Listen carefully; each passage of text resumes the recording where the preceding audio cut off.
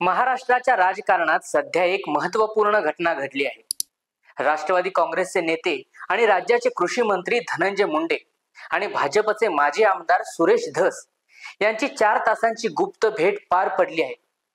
ही भेट बीड जिल्ह्यातील एका खासगी रुग्णालयात झाली असल्याची माहिती समोर आली आहे.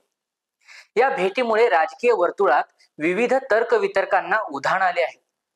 या भेटीत नेमकं काय घडलं? धनंजय मुंडेंवरील आरोप आता मागे घेतले जातील का? नमस्कार, मी विकास आणि बघूयात खरं काय. धनंजय मुंडे आणि सुरेश धस हे दोघेही बीड जिल्ह्यातील महत्त्वाचे राजकीय नेते आहेत. धनंजय मुंडे राष्ट्रवादी काँग्रेसचे नेते असून सध्या राज्याचे कृषी मंत्री आहेत, तर सुरेश धस हे भाजपचे माजी आमदार आहेत. या दोघांमधील राजकीय मतभेद सर्वश्रुत आहेत. मात्र या गुप्त भेटीमुळे त्यांच्या संबंधामधील काही बदल होणार का, याबाबत चर्चा सुरू झाली आहे.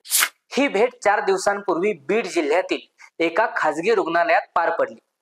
भेटीची वेळ आणि ठिकाण गुप्त ठेवण्यात आले होते, ज्यामुळे या भेटीबद्दल अधिक कुतूहल निर्माण झाले आहे.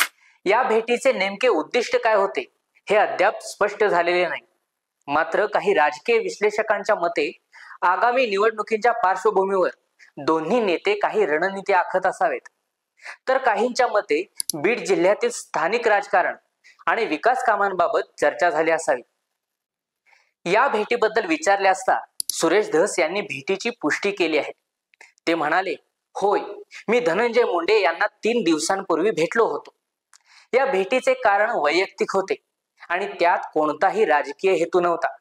या भेटीबद्दल भाजपचे प्रदेशाध्यक्ष चंद्रशेखर बावनकुळे यांनी असं वक्तव्य केलं की ही भेट वैयक्तिक होती आणि मी पक्षाचा प्रदेशाध्यक्ष आहे.